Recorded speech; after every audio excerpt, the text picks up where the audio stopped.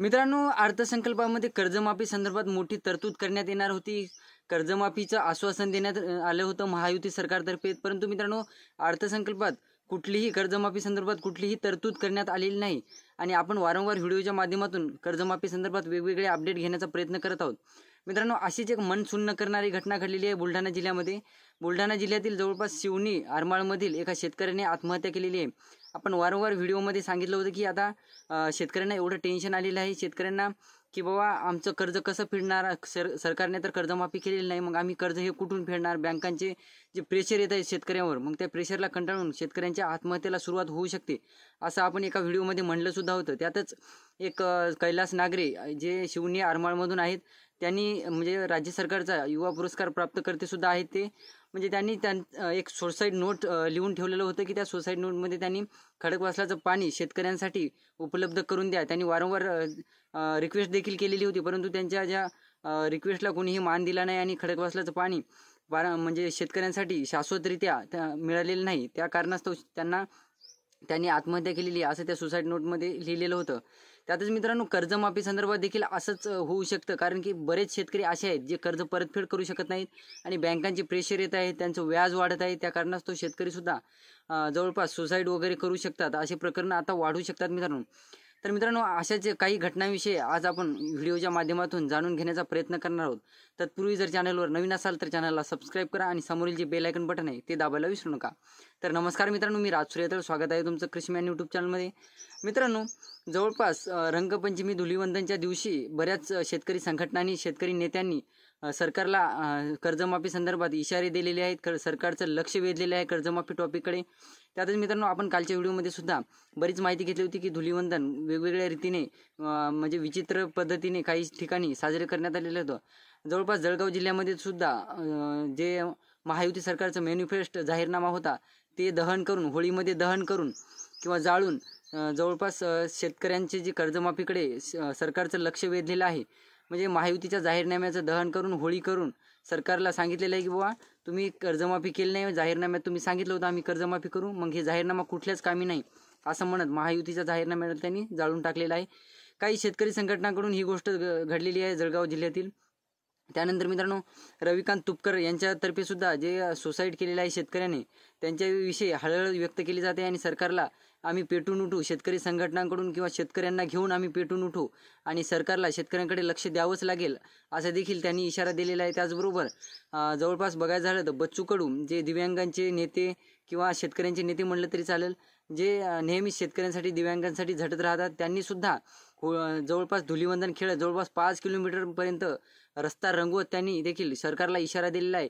त्यांनी धुलीवंदन रस्त्यावर मोठ्या अक्षरात जवळपास दिलेला शब्द पाळा आणि कर्जमाफी करा असं मोठ्या अक्षरात लिहून सरकारचं त्याकडे सुद्धा लक्ष वेधलेलं आहे. कर्जमाफीच्या संदर्भात बरेच शेतकरी नेते, जवळपास शेतकरी संघटना आणि काही शेतकरी सुद्धा आक्रमक होताना दिसत आहेत.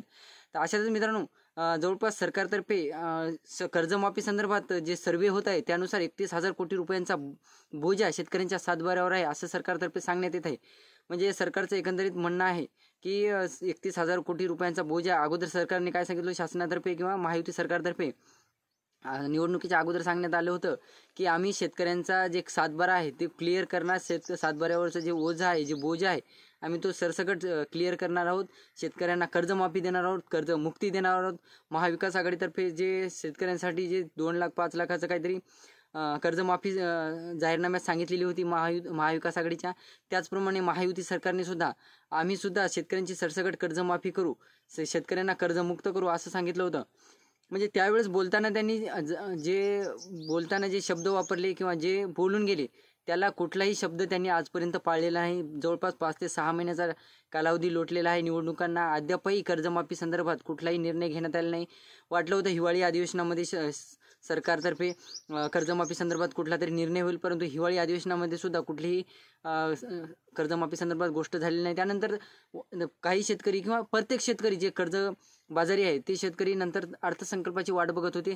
अर्थसंकल्पामध्ये कुठली तरी छोटी मोठी तरतूद होईल, सरकारतर्फे कर्जमाफी वगैरे होईल असं शेतकऱ्यांना वाटत होतं, परंतु अर्थसंकल्पामध्ये देखील शेतकऱ्यांच्या कर्जमाफी संदर्भात कुठलाही निर्णय घेण्यात आलेला नाही.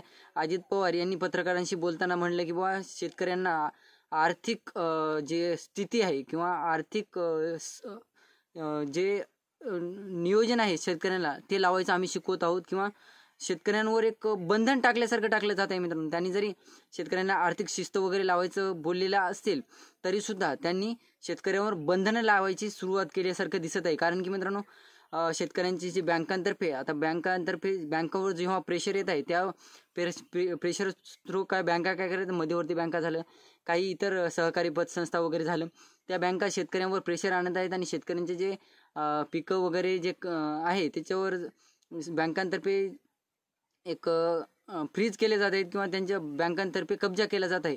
तर एकंदरीत बघायचं झालं मित्रांनो, कर्जमाफी होणं फार महत्त्वाचं काळाची गरज आहे. कारण की शेतकऱ्यांची जी खरीपाची पेरणी करावी लागणार आहे त्यासाठी कर्ज बँका देणार नाहीत. बँकांनी कर्ज देण्यासाठी हात आखडलेला आहे. त्यामुळे शेतकरी देखील अडचणीत सापडलेला आहे. तर या अडचणीतून शेतकऱ्यांना मुक्त करायला पाहिजे. आणि रविकांत तुपकर झालं, सुधीर मुनगंटीवार झालं, आज म्हणजे जे धुलिवंदनच्या दिवशी बच्चू कडू यांनी सुद्धा हस्तक्षेप केलेला दिसतोय कर्जमाफी संदर्भात शेतकऱ्यांसाठी. त्यानंतर काही रविकांत तुपकर नंतर काही शेतकरी संघटना सुद्धा यामध्ये आक्रमक झालेल्या दिसतात. एकंदरीत बघायचं झालं मित्रांनो तर जवळपास खरीपाच्या पेरणीच्या पूर्वी शेतकऱ्यांची कर्जमाफी करावी असं जवळपास सगळ्याच नेत्यांचं म्हणणं आहे आणि शेतकऱ्यांचं सुद्धा म्हणणं आहे. आणि देवेंद्र फडणवीस यांनी सुद्धा खरीपाच्या पेरणीपूर्वी आम्ही एखादा निर्णय घेऊ शकतो असं देखील सांगितलेलं आहे.